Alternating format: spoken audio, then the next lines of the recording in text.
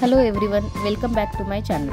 मागच्या काही व्हिडिओजमध्ये मी तुम्हाला साऊथ नॉर्थ डिफरन्सेस सांगितले आहेत। मला केरलाबद्दल लग्न झाल्यापासून कळायला लागले। सो या सिरीजची सुरुवात मी केरला मॅरेज कसे असते त्याबद्दल सांगणार आहे। केरलामध्ये मॅरेजला कल्याणम असे म्हणतात। सो सुरुवातीला मुलगी आणि मुलगा यांच्या कुंडली चेक केल्या जातात। आपल्याकडे कसे राशी नक्षत्र असते तसे केरलामध्ये स्टार जातकम पाहिले जाते। मुलगा आणि मुलीचं जे स्थळ असते त्याला केरलामध्ये अलायन्स असं म्हणतात। सो सुरुवात ही स्टार मॅचिंग पासून होते। इव्हन असुरगण, मनुष्यगण, देवगण सुद्धा पाहिले जातात। आपल्याकडे कसे 36 गुण मॅच केल्या जातात तसेच केरलामध्ये जे आहे ते पोरुथम मॅच केले जाते। त्याच्यामध्ये 5 ते 10 मॅचेस झाले पाहिजे। देन वन्स ते मॅचेस झाले देन मुलाकडची जी फॅमिली आहे ती मुलगी पाहायला जाते आणि मग पसंती वगैरे आले तर मग मुलीकडची फॅमिली मुलाकडे जाते। सो आपल्याकडे कसे पोहे वगैरे चहा पोहे वगैरे करतात त्याच पद्धतीने केरलामध्ये स्नॅक्स आणि चहा असतो। एंगेजमेंट होईपर्यंत एकमेकांच्या घरी हे लोक जेवण करत नाही। एकदा मुलगा मुलगीची पसंती झाली की मग एंगेजमेंट फिक्स होते। एंगेजमेंटला मल्याळममध्ये निश्चयम असं म्हणतात। सो जर नवरदेव असेल तर रिंग सेरेमनी होते, नाहीतर मग नवरदेवाची आई किंवा मोठी बहीण मुलीला हार घालते आणि या एंगेजमेंटच्याच दिवशी एक फॉर्मल इन्व्हिटेशन देतात आलेल्या गेस्टला।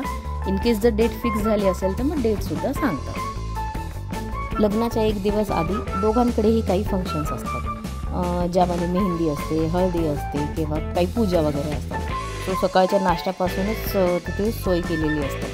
जवळपासचे नातेवाईक वगैरे असेल तर ते राहायला पण येतात आणि काही जण 1 डे बिफोर येऊन गिफ्ट देतात, पैसे किंवा गोल्ड जे काही द्यायचं असेल ते देतात। आणि हे जे नवरी किंवा नवरदेव आहेत ते त्यांच्या घरी जे पण मोठे लोक आहेत किंवा जे पण थोरले लोक आहेत जे येतात व्हिजिट करायला त्या सगळ्यांना दक्षिणा हातामध्ये देऊन त्यांचा आशीर्वाद घेतात। तर दक्षिणा म्हणजे काय तर एक नागेलीचं पान असते आणि पळासगटची सुपारी असते ती आणि नागेलीचं पान असते ते लोक दक्षिणा म्हणून देतात आणि आशीर्वाद घेतात।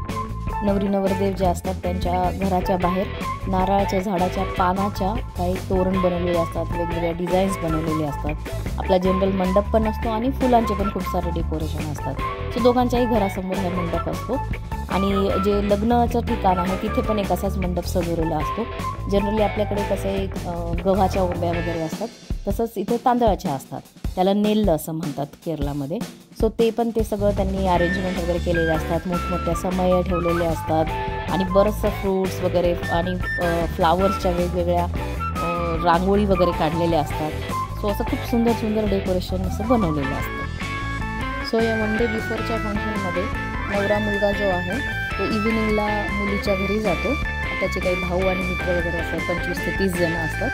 सो ते मुलीकडे जातात, तिकडे जेवण वगैरे करतात आणि मग आपल्या घरी वापस येतात। आपल्याकडे कसं हळदीला नवरदेव काही फ्रेंड्स वगैरे किंवा कझिन्स वगैरे त्याच्यासोबत मुलीच्या घरी जातात, तसेच इथे पण होतं। पण ते जेवण वगैरे करतात आणि मग रिटर्न आपापल्या घरी येतात।